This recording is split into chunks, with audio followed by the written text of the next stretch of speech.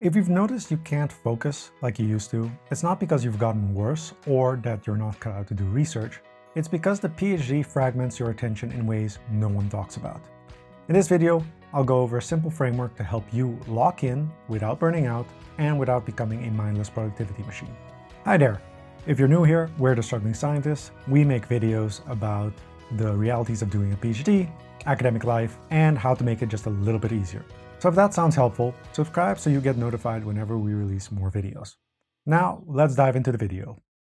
So I'm about to say something a little bit controversial here, but hear me out. Most PhD students don't actually have a problem with focusing. They have a problem with cognitive overload. Think about it. As a PhD student, you're constantly juggling things like unfinished tasks, unclear expectations, meetings you need to attend, reviewer comments you need to address, supervisor feedback you need to do something with, an unhealthy amount of emails, teaching responsibilities, and much, much more. Your brain never really just gets to close these loops, and because of that, your attention leaks out. So a simple example to illustrate that would be, for example, you sit down to write your paper, and while you're writing your paper, you start thinking about the email that's in your inbox that you still need to respond to, or the meeting that's coming up that you need to still prepare a lot for. All of these are just examples of the fragmentation that I mentioned earlier on. Now let's have a look at how you can actually go about fixing this problem. Now this is where the LOCK framework comes in. LOCK stands for limit the horizon, output over effort, cut decisions, and know what you're avoiding. Now, I know what you might be thinking. Did they seriously go out of their way to have it spell out LOCK? And the answer to that is yes. Yes, we did. But all jokes aside, using the LOCK framework is helpful for addressing the problems that many researchers face that lead to the cognitive overwhelm. Each part of LOCK helps target one of the reasons PhD students and researchers lose focus.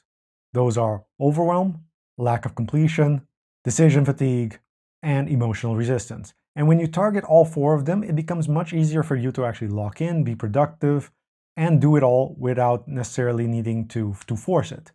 So let's have a look at LOCK and how it can help you. So one of the biggest focus killers in academia is abstraction.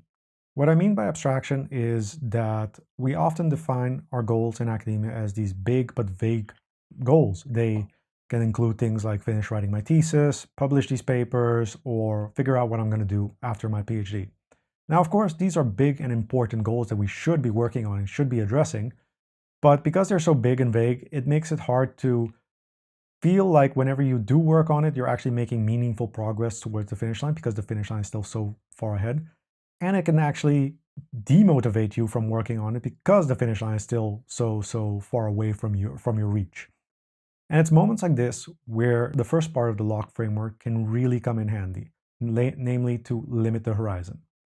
So instead of setting the ambitious goal of finishing your thesis someday, we instead limit it to a time horizon that's much more manageable, much more realistic, like let's say 7 days or a week. And in that time frame, I'm not saying you should finish your entire thesis in that week, but you instead can just make progress on, let's say, writing 1,000 words in the next week. That's much more concrete, much more manageable, and undoubtedly contributes to you making progress on actually finishing your thesis. In doing so, you make the finish line much more visible, much more in your reach. You reduce your anxiety and stress levels, and you help improve your overall focus. So that's the first part of the LOCK framework, namely to limit the horizon. Now, the second part of the LOCK framework is to focus on output over effort. Many researchers feel like they're working hard all the time, yet don't feel like they're moving forward or making the progress that they would like to see. This is because they're often measuring their effort instead of their output. Now imagine, like most people, you sit down to work on a specific task, like, let's say, write my introduction. Then after a couple of hours of struggling to work on it, you decide to call it quits, and you end up not feeling like you made sufficient progress. Like most people, your brain didn't know what done looks like. And when there is no clear endpoint for when you're working on something, you never really finish with a sense of completion. With no sense of completion, you don't really end up building momentum, and with no momentum, you don't return to the task to continue working on it. And also, you don't really feel like continuing to work on it even when you are making progress on it. So instead of defining our efforts as our sort of goal in this case of we will work on the introduction. Let's instead say I will write 400 words on the page.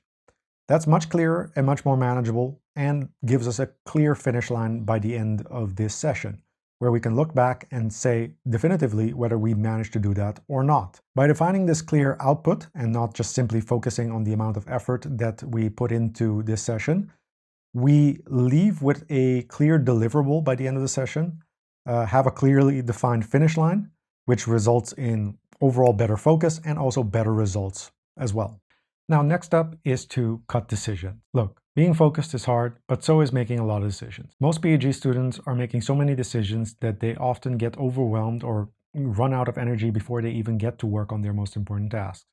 Think about all the emails that you receive and deciding whether or not they're urgent or important, whether you need to respond now or can it wait, lectures that you could attend or you could continue working, deciding on whether and what project to work on next, and many more decisions like this. And it's decisions like these that often by the time most people get started trying to do any deep work, that half of their cognitive energy is already gone, that it's really hard for them to actually start focusing and making progress. This is why it's important then to cut decisions as much as possible. So instead of making decisions sort of on the fly, instead, it helps to already predefine a, let's say, 90-minute block of time where you're actually going to do your deep work and work on your most important task. I find something that really helps me in this case is to really treat this fixed 90-minute time block as a meeting with a fixed time that I need to be there, show up, and actually do the work, instead of treating it like some sort of task that I can always move around whenever I feel motivated to do or